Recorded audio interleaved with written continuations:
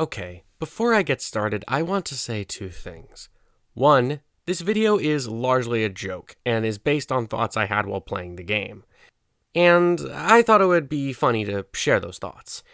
And two, this video will contain heavy spoilers for Xenoblade 3, a game that is amazing and that I highly recommend to people who love adventure games with a rich and emotional narrative. If you haven't finished the game, or are planning to play it at some point, or are interested in it, please click away from this video. You have been warned. Now, let's get started. Are you ready? Let's go! So, when I started playing Xenoblade 3, I started to notice something about the plot. What do I mean by that? Well, let's go through the whole story and I'll tell you. The game is set in a world where artificially made individuals are told from birth about their purpose in life, and how said purpose revolves around people who are above them.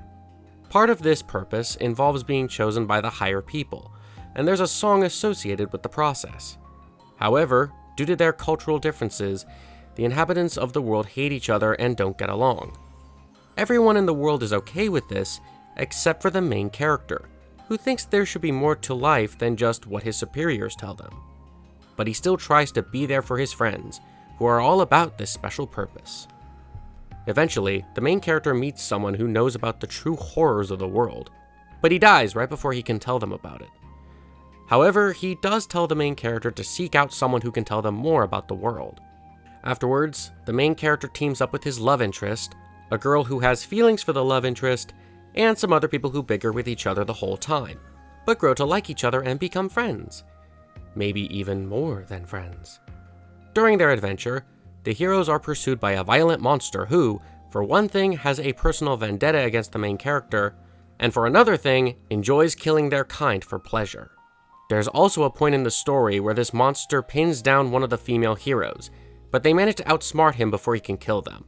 After this, the monster goes away for a long period in the adventure, but comes back by the end of the story, where they get killed in an explosion.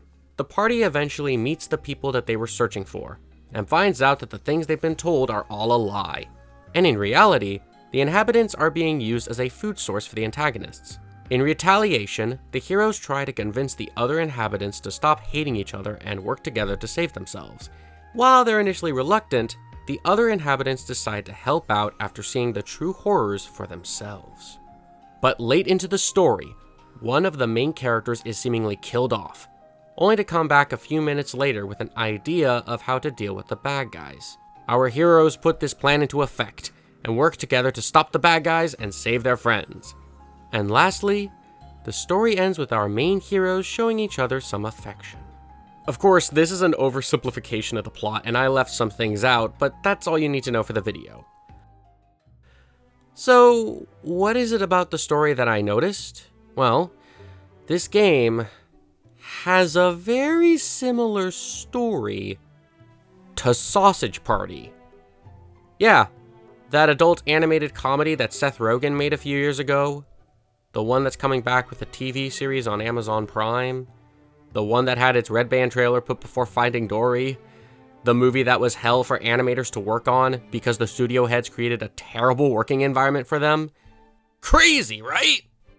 So, just replace food with the troops of Kevis and Agnes, the Great Beyond and the song about it with Homecoming and the Offseer melody, the humans with Mobius, Seth Rogen, Kristen Wiig, and Salma Hayek with Noah, Mio, and Sana respectively, Danny McBride with Guernica, Nick Kroll with DJ, Bill Hader's group with The City, and instead of using bath salts to fight back, they use the power of Ouroboros.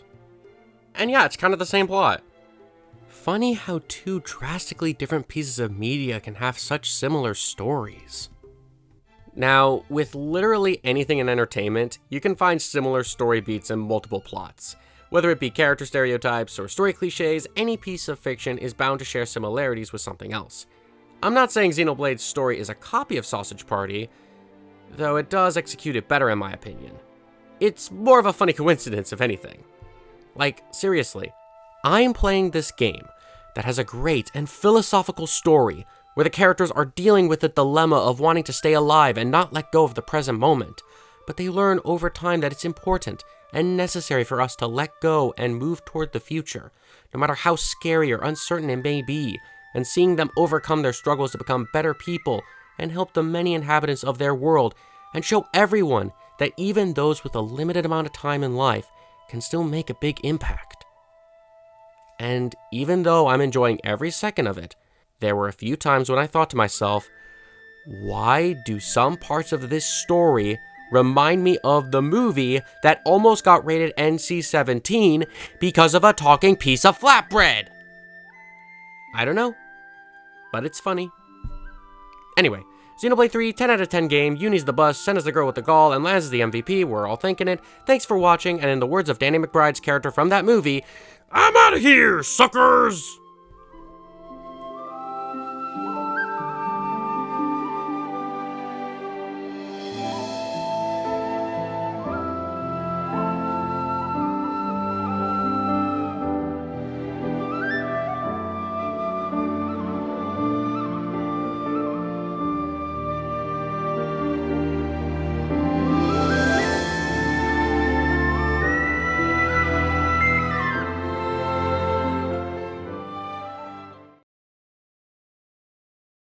Unbelievable.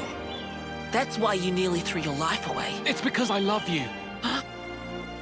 You're one sexy MILF.